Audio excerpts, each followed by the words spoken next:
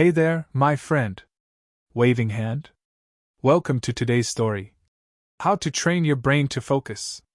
If you sometimes feel distracted, tired, or unable to concentrate, this one's for you.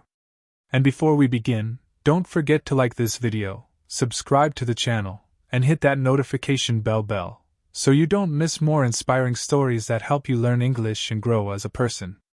Alright, let's dive in.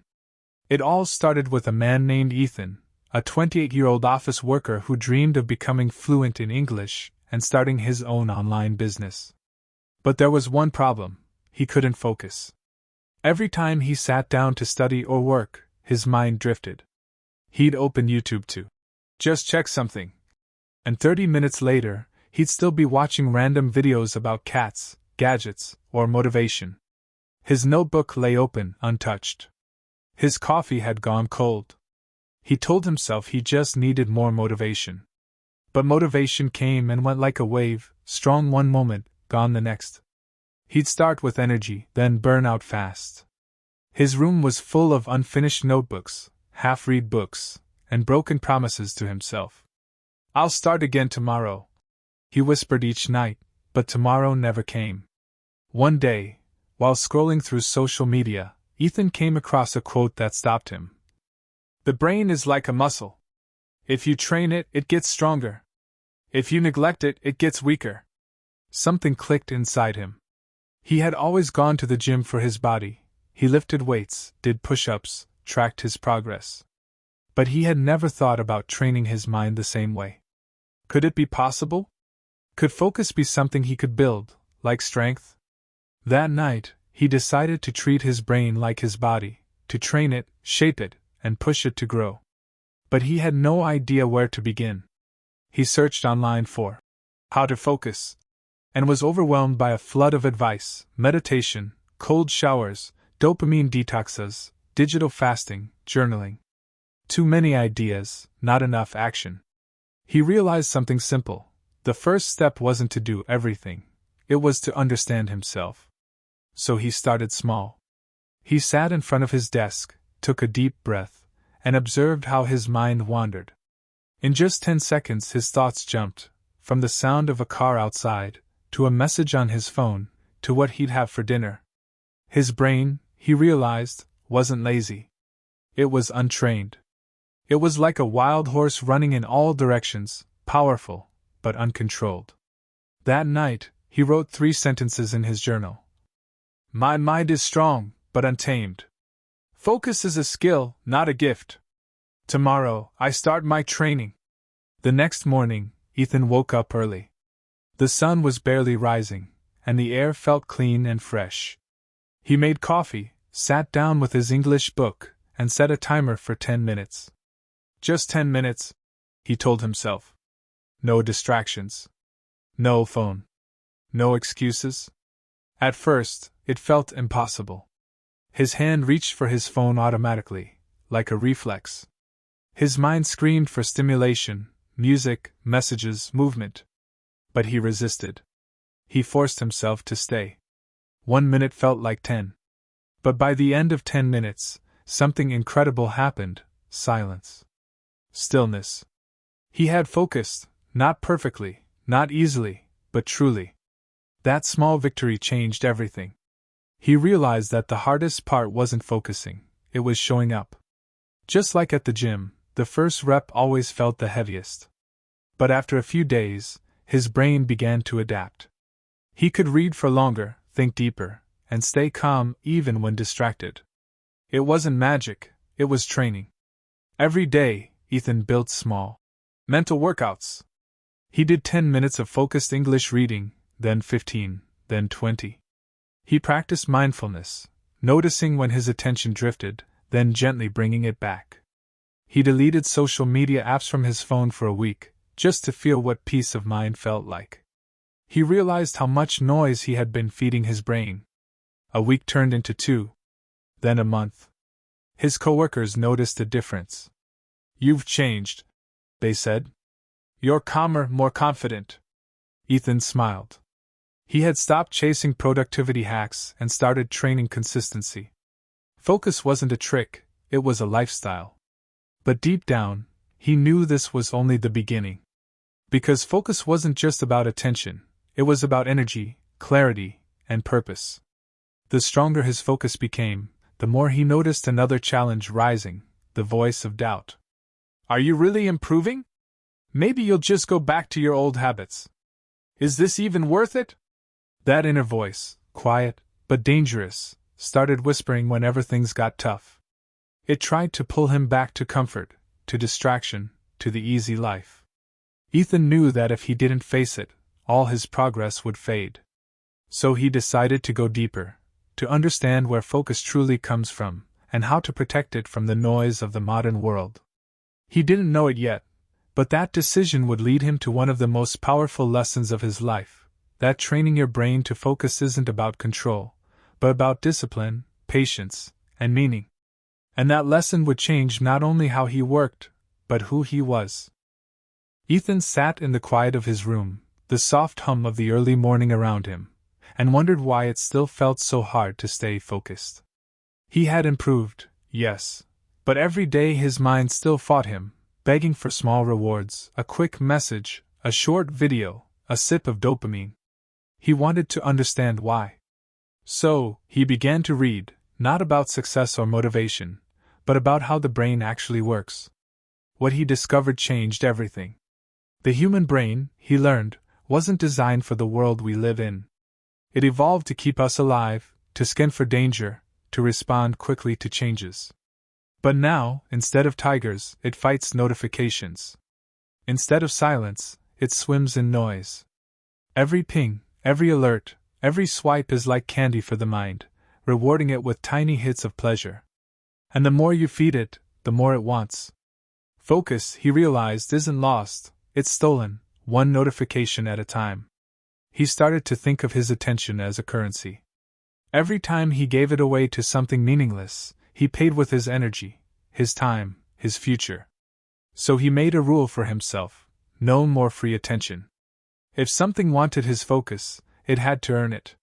When he opened his phone, he asked, "Does this serve me, or does it use me?" It was a simple question, but powerful. Slowly, he began to take back control. Ethan also discovered something fascinating called neuroplasticity, the brain's ability to change itself through experience. Every time he resisted distraction, he wasn't just winning a small battle, he was rewiring his brain. Each moment of focus was like lifting a mental weight, building the neural pathways that made concentration easier next time. He could feel it. After a week of practicing focus blocks, it took less effort to stay on task. His thoughts were still sometimes scattered, but his recovery was faster. He started creating focus rituals. Every morning, before opening any apps, he'd sit down with a cup of coffee, light a small candle, and breathe deeply for a few minutes. It wasn't about meditation in the traditional sense. It was about signaling to his brain that it was time to work. The smell, the sound, the rhythm of breathing, they became cues. Just like a runner ties his shoes before a race, Ethan prepared his mind before focus. Then came a breakthrough moment. One evening, he sat down to study English vocabulary. Normally, he would read a few words and then lose interest. But that night, he used the Pomodoro technique: 25 minutes of full focus, then a 5-minute break. He told himself, "For these 25 minutes, nothing else exists." He set a timer and began. To his surprise, time flew. He finished not just one session, but 3 in a row. By the end, he had learned more in 1 hour than he usually did in an entire day. It wasn't the method itself that made the difference, it was his relationship with time. He realized that focus wasn't about working longer, it was about working deeper. Every minute of true concentration was worth 10 minutes of half attention. When his mind wanted to wander, he treated it like a friend, not an enemy. "It's okay," he'd whisper to himself. "Let's come back." No judgment, no guilt, just awareness. That gentle self-talk became one of his strongest tools. Soon, Ethan began noticing how the world around him seemed different. Colors were sharper, conversations more meaningful. He could listen without drifting away. Even his walks outside felt new. He saw details he had never noticed before: the patterns on leaves, the rhythm of his footsteps, the quiet between sounds. Focus had given him back the present moment. But of course, progress came with challenges. One day, after a long week at work, he sat down to read but couldn't concentrate at all. His thoughts jumped, his energy was gone. Frustrated, he slammed the book shut. "What's wrong with me?" he muttered. That night, he realized something important: the brain can't focus without rest. Just like a muscle needs recovery after training, the mind needs stillness. From then on, he respected his limits. He started sleeping earlier, stretching between sessions, spending quiet moments with no screens at all. And the more he rested, the stronger his focus became. It wasn't about doing more. It was about doing less but better. He even noticed how this new discipline was improving his English learning. He could read complex articles, memorize idioms faster, and listen with real attention. It wasn't luck. It was the power of a trained mind. One weekend, while visiting his parents, Ethan sat in the garden with his father. The sun was warm, the air smelled of grass. His father smiled and said, "You seem different lately, calm, steady. What changed?" Ethan laughed softly. "I started training my brain, Dad." His father chuckled. "Training your brain? Like a muscle?" Ethan nodded. "Exactly. It's strange, but it works." His father thought for a moment, and said something Ethan would never forget.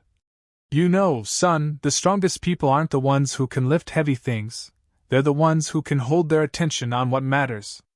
Those words stayed in Ethan's mind long after that day. He wrote them in his journal, right under his old notes about focus. It was true. Focus wasn't just about work or study. It was about living with intention, choosing what to give energy to, and what to let go of. It was a quiet kind of power, invisible but real. That night, before sleeping, Ethan stared at the ceiling and smiled. He felt proud, not because he had mastered focus, but because he had started to understand it. He was no longer fighting his mind, he was training it. The noise of the world was still there, but now, inside his own head, there was peace. He didn't know it yet, but the next chapter of his journey would test that peace. Because the true challenge of focus isn't when you're alone, it's when life gets loud. And soon, life was about to get very loud. The noise came suddenly. Deadlines at work piled up. Projects collided. His phone buzzed nonstop with messages from coworkers, friends, reminders, updates, meetings. It felt like every part of life was fighting for a piece of his attention. At first, Ethan tried to stay calm. He thought, "I can handle this, I've trained my mind." But by the third day of chaos, his focus began to crumble. He woke up tired, checked his phone before even getting out of bed, scrolled through news and messages until his thoughts blurred together. He opened his laptop, but his brain felt heavy, like it couldn't breathe. That night, when he looked in the mirror, he saw the same exhaustion he used to feel before his transformation.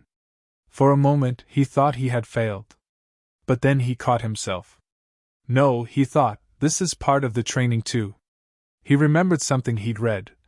The test of focus isn't how long you can work when everything's perfect, it's how calm you stay when everything falls apart. He took a deep breath, turned off all notifications, and sat down in silence. He didn't try to read or study or work. He just listened, to the hum of the city outside, the faint ticking of his clock, the rhythm of his breath. Slowly, his heartbeat steadied. He realized that focus wasn't a switch you turn on, it was a state you return to. Like finding your way home after getting lost. Over the next few days, he started building mental checkpoints. Every few hours, he paused whatever he was doing, closed his eyes, and asked himself 3 simple questions. What am I doing? Why am I doing it?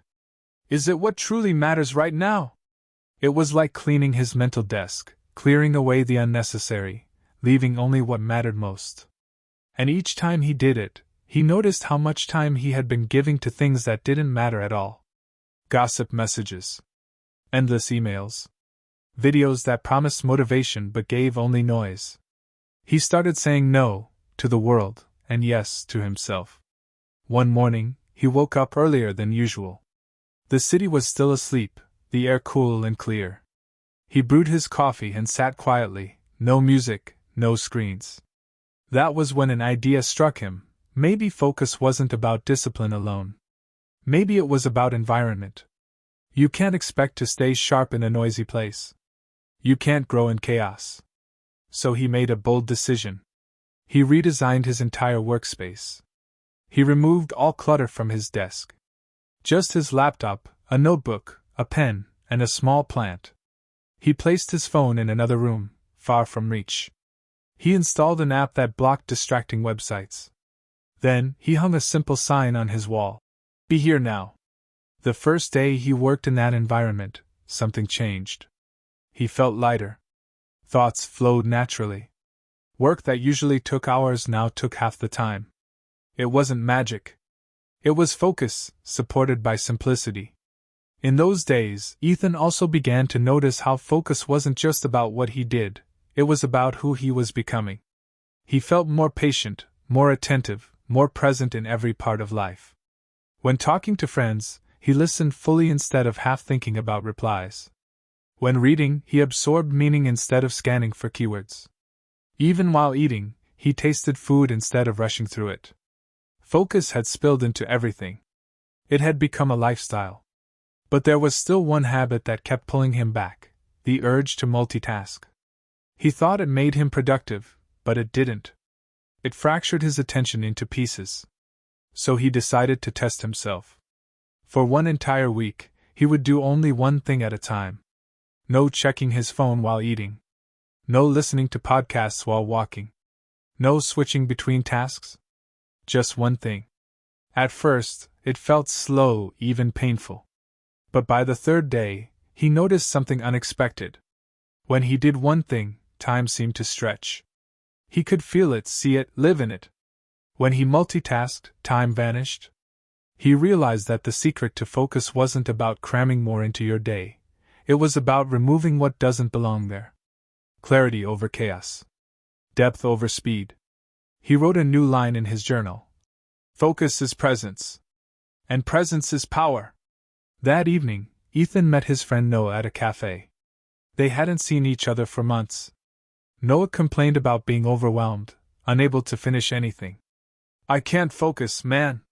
My mind's everywhere, he said, tapping nervously on his phone. Ethan smiled softly. You're training your brain too, he said. Just in the wrong direction. Noah frowned. What do you mean? Ethan leaned forward. Every time you respond instantly to a message, every time you check your phone because you're bored, you're teaching your brain that distraction is the reward. You're building the wrong muscle. Noah went quiet. He looked down at his phone, then locked it and put it face down. So what do I do? He asked. Ethan smiled again. Start small. Set a timer for 10 minutes. Do one thing. When your mind screams for distraction, smile and bring it back. Do it again tomorrow. That's how you start training the right muscle. The two friends talked for hours, and for the first time in years, Ethan realized how good it felt to give someone his full attention. No phone, no rush, just presence. When he walked home later, the city lights reflecting on the wet pavement, he felt something deep inside, a sense of peace he hadn't felt in years. He was no longer fighting against distractions, he was flowing beyond them. But that night, lying in bed, another thought surfaced. He had learned how to train focus, but what about purpose? What was all this focus for? He was learning, improving, growing, but toward what end? His mind, sharper now than ever, demanded a deeper answer. The next morning, he decided to find out. Because without purpose, even focus becomes empty. The morning sun spilled gently through the curtains as Ethan sat on the edge of his bed, staring at his notebook. The word purpose was written in bold across the top of the page. He'd spent months training his brain to focus, learning how to resist distractions, how to control his attention, how to be present in the moment. But now, a quiet question filled his thoughts. Why? What was he really doing all this for? Productivity for its own sake felt hollow. He could work for hours, achieve perfect concentration, and still feel like something was missing. Focus, he realized, needed direction, like a compass guiding effort toward meaning. Without purpose, even discipline becomes routine. He spent the day thinking. He went for a long walk through the park, phone left at home, mind clear. Birds sang above, children laughed in the distance, and for the first time in weeks, Ethan wasn't trying to think of answers. He was listening for them. Somewhere between the sound of footsteps and the rustle of leaves, a memory came back, a younger version of himself sitting in his small apartment, dreaming of starting an online English learning platform, a place where people could study, share stories, and find motivation. That dream had once burned brightly, but over time, he had buried it under daily tasks and fears of failure. Maybe that was his purpose all along, to help others grow by sharing what he was learning himself.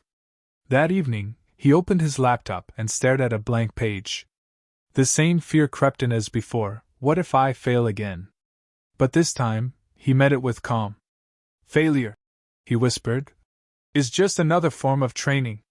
So he began. He outlined ideas for short lessons, motivational videos, and daily challenges that combined English learning with mental discipline. Every word he wrote felt alive, like energy flowing back into his soul. He wasn't chasing productivity anymore, he was building meaning. The next few weeks became a new chapter in his journey. Every morning he balanced two goals, improving his focus, and creating content for his project. He found that purpose transformed focus from effort into flow. He didn't have to force himself to concentrate. He wanted to. Time passed differently. 2 hours of deep work felt like minutes. And when he finished, instead of exhaustion, he felt gratitude. Purpose, he realized, is like oxygen for attention, it gives it life. But of course, the path wasn't smooth. Doubt returned, louder this time. Some nights he'd stare at his project and think, no one will care. The voice of self-sabotage whispered in his ear, reminding him of all the times he'd quit before.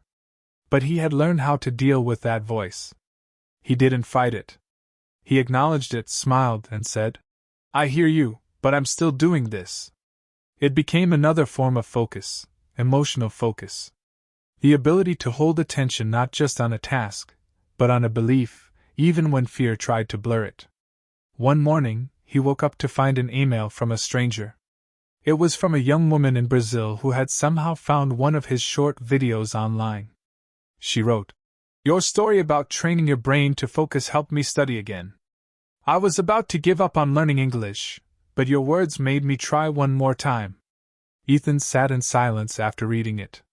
For a long time, he just stared at the screen, smiling, feeling something warm in his chest.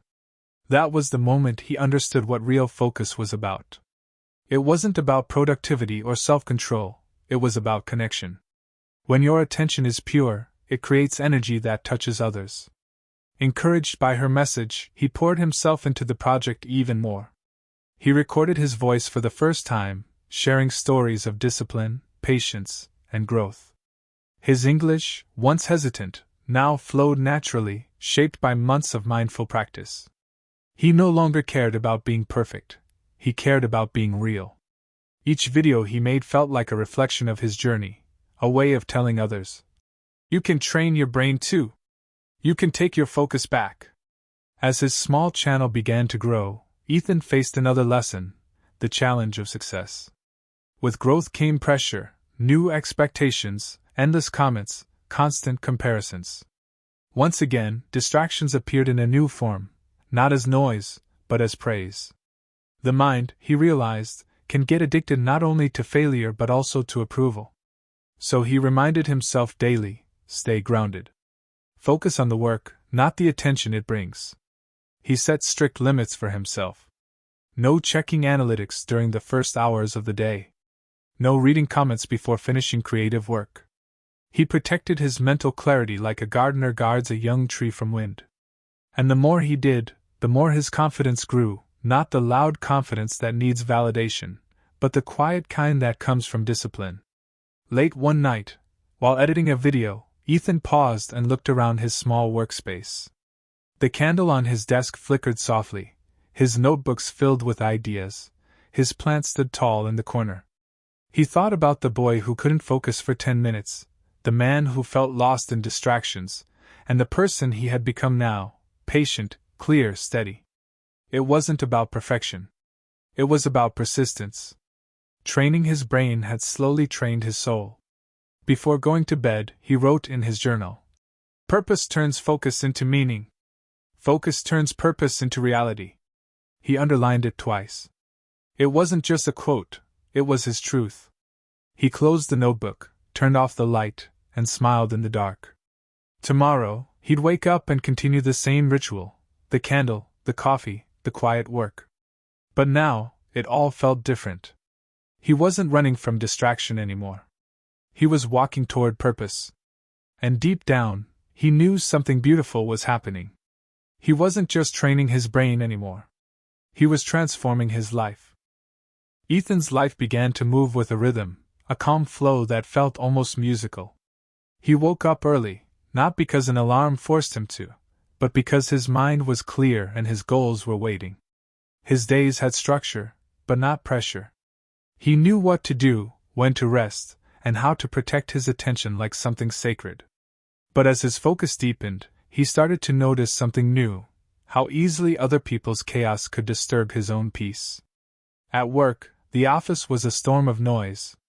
Phones rang, keyboards clattered, people talked endlessly about deadlines and frustrations. Everyone seemed busy, but few seemed truly focused. Ethan watched as coworkers bragged about multitasking, checking emails while on calls, chatting while working on reports. He used to be like that. Now, it felt strange. He realized that the world didn't reward stillness, it rewarded speed. But he no longer wanted to be fast, he wanted to be present. During one particularly stressful week, his manager asked him to lead a small project. It meant organizing meetings, setting deadlines, managing people, things he wasn't used to. The old Ethan would have panicked, distracted himself with meaningless tasks just to feel productive.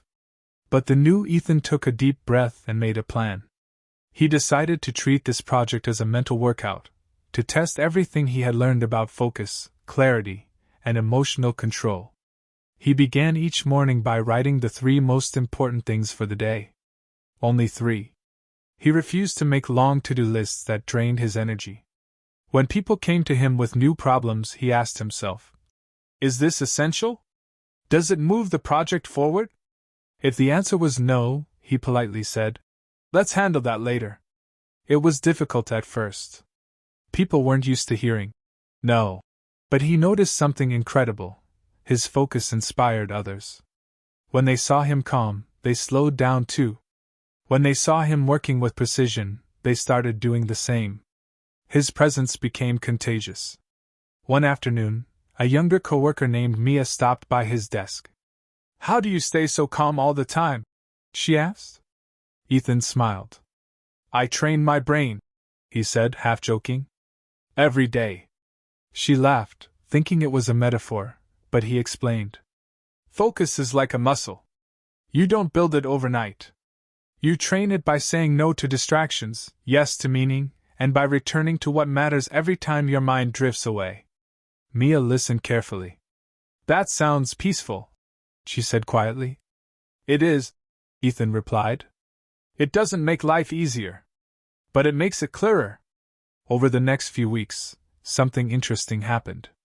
The project became not just a job, but a lesson in leadership through focus. Ethan discovered that true productivity didn't come from pressure, but from presence. When meetings grew chaotic, he slowed them down. When arguments started, he asked everyone to take a deep breath and return to the goal. Slowly, the energy in the room changed. People stopped interrupting each other. They listened. They thought. They worked. The day the project was finally completed, his manager congratulated him. "You're different lately," she said. "I don't know what you're doing, but it's working." Ethan smiled. "I just started paying attention," he replied. And he meant it in every sense. That evening, he walked home under the soft glow of city lights, feeling lighter than he had in years. The air smelled faintly of rain. He stopped at a small cafe, ordered tea, and sat by the window watching people rush by, faces buried in phones, expressions tight with hurry. For a long moment, he just observed.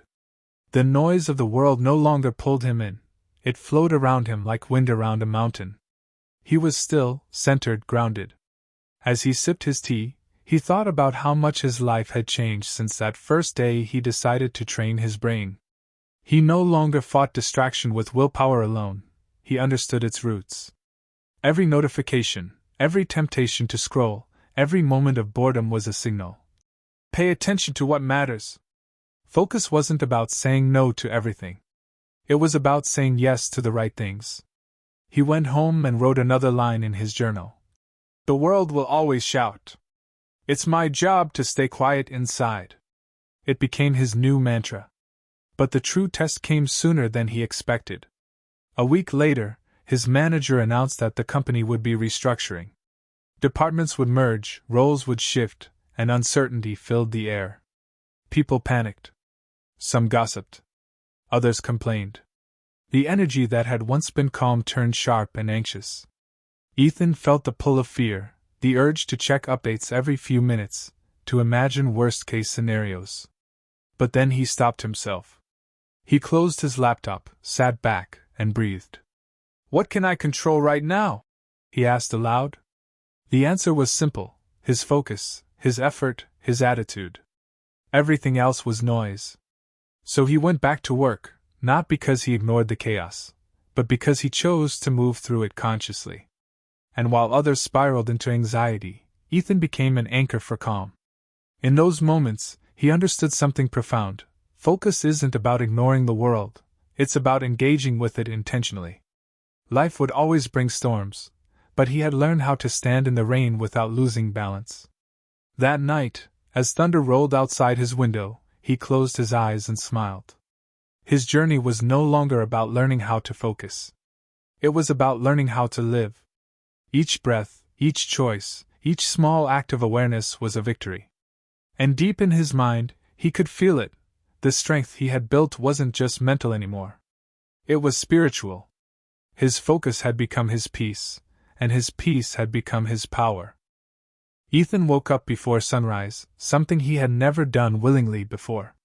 The world outside his window was still painted in shades of deep blue and gray, quiet and untouched. For the first time in years, he felt a strange kind of calm. There were no notifications, no noise from the city, no rush. He sat by his desk, opened his notebook, and wrote at the top of the page, "Train the mind, not chase the mind." It was a phrase he had heard in one of the videos that had inspired him to start this journey. He realized focus wasn't about controlling every thought, it was about guiding attention toward what mattered. So that morning, he did something small yet powerful. He turned off his phone and left it in another room. Then he sat in silence for 10 minutes, eyes closed, focusing only on his breath. At first, his mind resisted, thinking about emails, unfinished tasks, even random memories. But each time he noticed his mind wander, he gently brought it back to breathing. That simple act, returning to focus, was training. It wasn't dramatic or exciting, but it was real progress. Over the next few weeks, Ethan started building his mornings around silence and clarity. He created what he called the focus hour. No social media, no talking, no distractions. He used that time to study English, reading articles aloud, listening to podcasts, writing short reflections about what he learned. He began to notice something fascinating. When he studied in a focused state, he remembered more and felt less tired afterward. Learning English wasn't just about memorizing words anymore, it became a mental gym.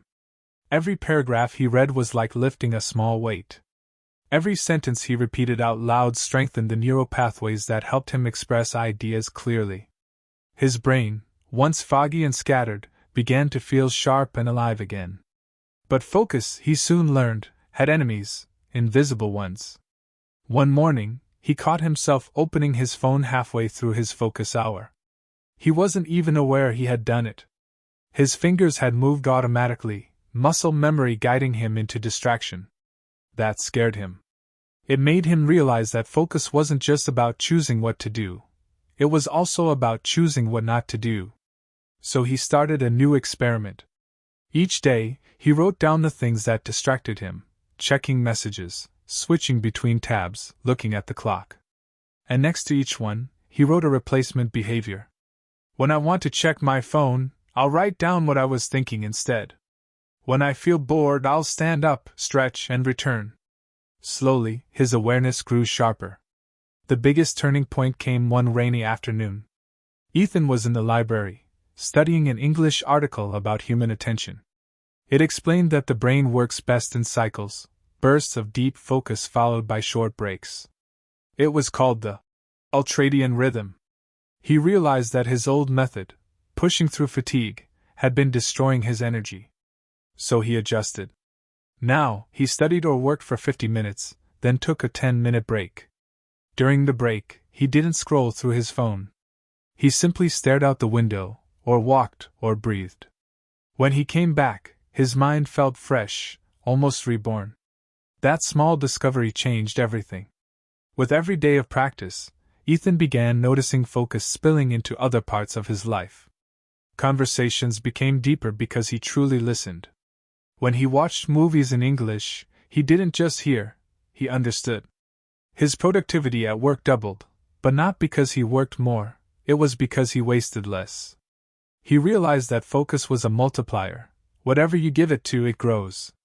Whether it was learning English, writing, or planning his future, attention was the most valuable currency he owned. Yet there were still moments of struggle. Some days his mind felt heavy, scattered, unwilling to cooperate. He learned not to fight those days but to adapt. Instead of forcing focus, he would switch to light activities, cleaning, stretching, or journaling, until his mental clarity returned. That flexibility was also part of training. Just like a muscle, the brain needs rest between workouts. He was no longer chasing perfection. He was cultivating consistency. By the end of that month, Ethan had built something more valuable than a routine. He had built trust with his own mind. He no longer feared losing concentration because he knew how to bring it back. He didn't need motivation, he had discipline. His brain had changed, not by magic, but by daily repetition of small acts of awareness. One evening, sitting by his window again, he thought about how far he had come. Focus had once seemed like a gift other people were born with. But now he saw it for what it truly was, a skill, crafted by attention, shaped by intention, and protected by awareness. That night, as rain softly tapped against the glass, he smiled and whispered to himself, "I'm not training my focus anymore. I'm living it." Would you like me to continue with Part 7, where Ethan faces the next challenge? How to sustain focus when life becomes chaotic again and new distractions appear, testing everything he's learned? The next few weeks brought change, not the kind Ethan had expected, but the kind that tests how deeply you've really learned something. His company announced a new project, one that demanded longer hours and tighter deadlines. His quiet mornings began to collide with emails arriving at dawn, phone calls interrupting his focus hour, and unexpected meetings stretching late into the night. For the first time in months, he felt his hard-earned balance begin to crack. The noise of life was back, louder than ever. He told himself it was temporary, that he could handle it, but the truth was harder. When pressure increased, his focus began to slip. He started multitasking again, writing reports while checking messages, answering calls while half-reading English texts. His brain felt overstretched, his patience shorter, his clarity dimmer. One night, staring at his computer screen past midnight, he realized he wasn't really working, he was just reacting. The next morning, something inside him snapped awake. He sat at his desk and wrote in his journal, "You can't train your brain only in peace. You must train it in chaos too." That became his new challenge, learning to focus not in silence, but in noise. Instead of waiting for the perfect environment, he began to create focus wherever he was. He wore noise-canceling headphones during office hours, played soft instrumental music to drown out background chatter, and kept his phone far enough away that reaching for it required a conscious decision. When distractions arose, he didn't get angry, he observed them. He treated each interruption as a test. Every time he brought his mind back to the task, he felt himself getting stronger. Ethan also learned something deeper about mental energy. He realized that focus wasn't infinite, it needed to be managed like fuel. So he began to protect it carefully. He limited big decisions in the morning, saving his mental energy for meaningful work. He prepared his meals, clothes, and tasks the night before. These small acts removed the noise of choice, freeing his brain for what really mattered. It reminded him of a quote he once read: "Discipline is freedom." The more he simplified, the more space he had for attention. His English practice had evolved too. He now read challenging texts about neuroscience and personal growth, pushing his mind to understand not just the words but the ideas behind them. Sometimes he would pause mid-sentence and ask himself, "What does this really mean?" That active curiosity kept his attention sharp. He even began thinking in English during the day, describing his surroundings in his mind, forming thoughts in another language. At first, it felt strange, but soon it became natural. It was as if switching languages also trained him to switch perspectives, to observe his own thoughts from a distance. Still, there were days when exhaustion won. Days when he woke up and his mind felt heavy like fog. Instead of forcing productivity, he turned those days into what he called recovery focus. He used them to recharge, reading lightly, taking walks, meditating longer, or even doing nothing at all. He understood now that rest wasn't the enemy of focus. It was its partner. Just like muscles grow stronger during recovery, the mind grows sharper after stillness. One weekend, Ethan went on a short trip to the mountains. He left all his devices behind and carried only a notebook. For 2 days he hiked, breathed fresh air, and listened to the rhythm of nature. There, far from screens and noise, he realized something profound. Focus wasn't just about the mind. It was about being fully present. Whether it was climbing a trail, listening to a friend, or reading a sentence, the same principle applied: give your whole attention to the moment, and the moment gives something back. When he returned to the city, he felt transformed. The chaos was still there, emails, deadlines, and noise, but his relationship with it had changed. Instead of being pulled in every direction, he stood centered like a tree in the wind. The distractions no longer controlled him, they simply passed through. He knew how to pause, breathe, and choose. His brain had become not just focused, but resilient. And yet, Ethan sensed that his journey wasn't over. He had learned to build focus, protect it, and even carry it through chaos. But a new challenge was waiting, one that would test his emotional strength as much as his mental discipline. Because true focus, he would soon discover, wasn't only about attention. It was also about purpose. Ethan had built the habits, the discipline, and the structure. His days now ran smoothly: wake early, meditate, read, work, take focus breaks, learn English in the evenings. Everything looked perfect on paper. But deep inside, a quiet emptiness began to grow. One evening, after finishing his tasks, he stared at his notebook and felt a strange hollowness. He was productive, yes. Focused, yes. But for what? The same question echoed in his mind: why am I doing all this?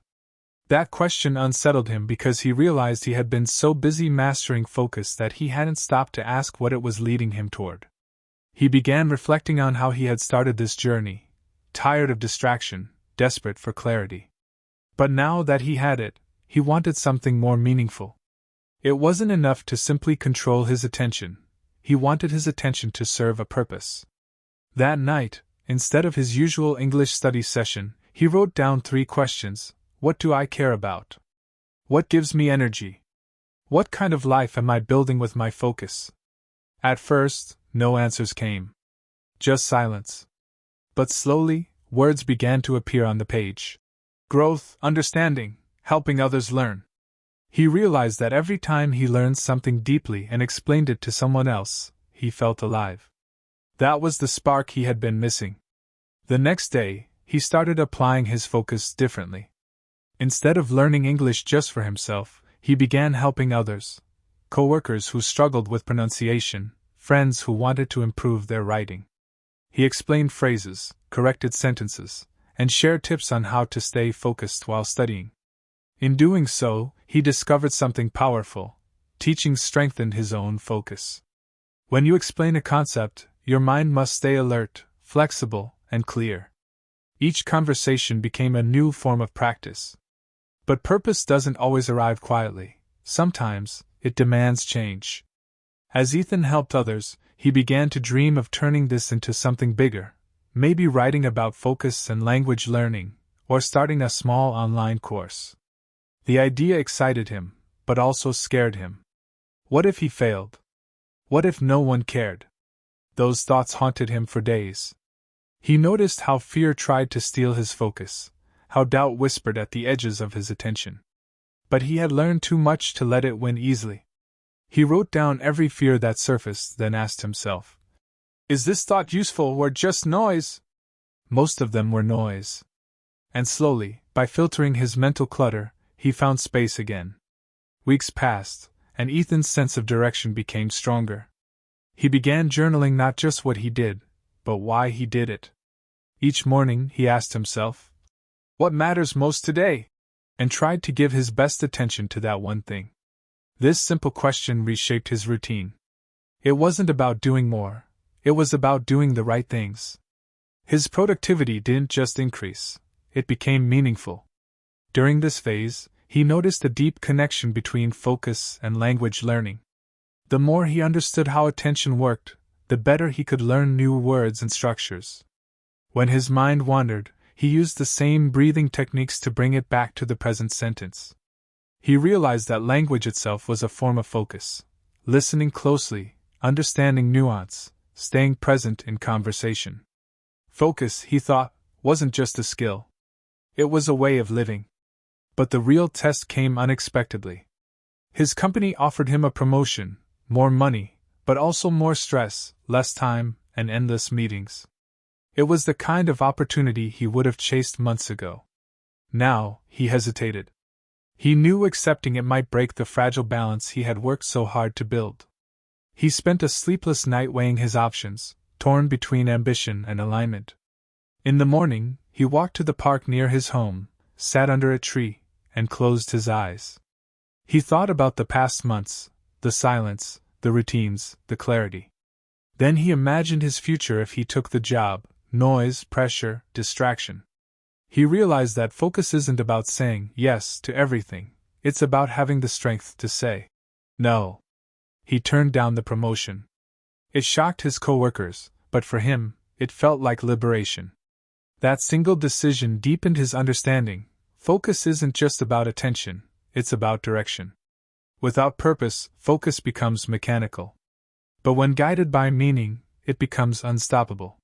From that moment, Ethan's focus had a heartbeat. He no longer practiced it just to be efficient. He practiced it to live deliberately, to choose his thoughts, his actions, and his path with intention. And as he closed his journal that evening, he realized something profound. You don't find your purpose by thinking about it endlessly. You find it by focusing on what truly lights you up, again and again. It happened slowly, almost invisibly at first. Ethan was doing what he loved, writing, teaching, helping others learn how to focus. But somewhere along the way, he started to feel a quiet exhaustion creeping in. Every morning, he woke up with a heavy mind, as if his thoughts were wrapped in fog. He kept telling himself it was just temporary, that a few good nights of sleep would fix it. But the tiredness didn't go away. His focus sessions became shorter, his attention thinner. Even when he tried to meditate, his mind resisted, bouncing between tasks and worries. He didn't realize it right away, but he was burning out, not because of distraction, but because of overcommitment. For months, he had been living in a rhythm of constant self-improvement. Always training, always learning, always pushing himself to be better. But he had forgotten the one truth every athlete knows: rest is part of training. The brain, like a muscle, doesn't grow when it's always in motion, it grows when it has time to recover. One evening, after another unproductive day, Ethan sat on his couch, laptop closed, phone turned off, and whispered, "I'm tired." That small confession felt like the first honest thing he'd said to himself in weeks. He realized that in his pursuit of perfect focus, he had lost touch with the emotional side of being human. The next morning, instead of forcing himself to follow his usual strict routine, he decided to do nothing. He walked outside, felt the wind, listened to the sound of leaves, and watched people passing by. He noticed how peaceful it was when he didn't rush to fill every moment with tasks. That day, he didn't meditate, read, or write. He simply was. And in that stillness, something inside him began to heal. He understood that focus isn't just about sharpening the mind, it's also about softening the heart. True attention means being present not only with your work, but with your emotions, your fatigue, and your needs. Over the following days, Ethan adjusted his approach. He began to build what he called compassionate focus. It meant treating himself like a friend, not a project. When his mind wandered, he didn't scold himself. When he felt tired, he rested without guilt. When he made progress, he celebrated even the small wins. This gentle mindset didn't weaken his focus, it deepened it. Because now, his attention wasn't driven by pressure, but by care. He also began to journal differently. Instead of writing goals or to-do lists, he wrote feelings. I feel calm. I feel drained. I feel grateful. It was a simple act, but it made him aware of how emotion and focus were linked. When he ignored his emotions, his attention scattered. When he acknowledged them, his mind became steady again. He started to see focus as a dance, a constant balancing of energy, awareness, and rest. One afternoon, while teaching a small online class about focus and learning English, a student asked him, "How do you stay focused every day?" Ethan smiled softly and said, "I don't. No one does. But I return every day. That's the secret." His students laughed, but he meant every word. Focus, he explained, isn't a permanent state, it's a practice of returning, again and again, to what matters most. Some days it's easy, some days it's hard. The power lies not in never losing focus, but in never giving up the habit of coming back. With this new perspective, Ethan began to rediscover joy in the process. Learning English no longer felt like a task, it felt like exploration. He allowed himself to get curious again, to make mistakes, to laugh at mispronunciations. He read stories, listened to music, watched movies without worrying about how much he was improving. And paradoxically, that freedom made him learn faster. When his mind relaxed, it absorbed more. Months passed, and Ethan noticed something subtle but profound. His focus was no longer something he had to train. It had become part of who he was, calm, centered, aware. He could feel when his mind was drifting and bring it back gently, like guiding a friend home. He could handle noise, stress, and uncertainty without losing balance. He had learned to work with his brain, not against it. But even as he reached this calm, he felt one final lesson approaching, the realization that focus, like life itself, is not about control but about harmony. He was ready to see how all the lessons, silence, discipline, chaos, purpose, and rest, came together into one truth. The end of his journey wasn't about mastering focus anymore.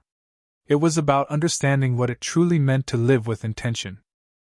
The morning was quiet, golden light spilling through the window like a soft promise. Ethan sat at his desk, the same place where his journey had begun months ago, but everything felt different now. The desk was the same, the view was the same, but he was not the same. His notebook lay open, pages filled with words from every phase of his transformation, notes about meditation, focus sessions, mistakes, victories, even tears. He flipped through them slowly, and as he did, he realized the story written there wasn't just about training the mind. It was about awakening to life itself. He remembered the first days, the chaos, the noise, the constant battle for attention. He had thought focus was about control, about forcing his brain to obey. But now he understood that true focus was gentler. It wasn't a war, it was a relationship. His thoughts, his emotions, his distractions, they were all parts of him, not enemies to fight but signals to understand. The more he accepted them, the easier focus became. It was like learning to listen to the rhythm of his own mind. As he wrote his reflections, he smiled at how simple it all seemed in the end. Focus wasn't built overnight. It grew in the spaces between effort and rest, between silence and noise, between doing and being. It grew every time he chose awareness over autopilot. And it wasn't about becoming perfect, it was about becoming present. He realized the brain doesn't need to be trained like a soldier. It needs to be guided like a friend, with patience, consistency, and kindness. He looked at the small plant on his windowsill, the one he'd bought during the early days of his focus training. Back then it was barely alive, forgotten, underwater, drooping. Now it stood tall and green, reaching toward the sunlight. Ethan chuckled softly. "We've both grown," he whispered. That tiny plant had become a mirror of his journey, proof that steady attention brings life to whatever you give it to. Later that day, he walked through the city. The same streets that used to overwhelm him with noise now felt vibrant and alive. Every sound, every color, every face seemed sharper, more real. He wasn't trapped in his head anymore. He was here. Present in every step, every breath. When he ordered coffee, he smiled at the barista and actually meant it. When he heard a street musician playing softly on the corner, he stopped to listen. He realized that focus had stopped being just a mental exercise, it had become his way of experiencing the world. That evening, he sat down to record a short message for his students, the same ones who had once asked how he stayed focused. His voice was calm, grounded, filled with warmth. "You know," he said, "we all start this journey thinking focus is about doing more, finishing more, becoming more productive. But the truth is, focus is about being more aware, more intentional, more alive. It's not about fighting distraction. It's about choosing presence." He paused, smiling softly at the camera. "If you remember just one thing," he continued, "let it be this: your attention is your life. Wherever you place it, that's where you truly live. So guard it carefully. Feed it with things that matter. And never forget to rest." He turned off the camera and sat in silence. Outside, the sun was setting, painting the sky with colors of fire and peace. He thought about how everything had come full circle, from the restless nights of distraction to this stillness that felt like home. He had trained his brain to focus, yes.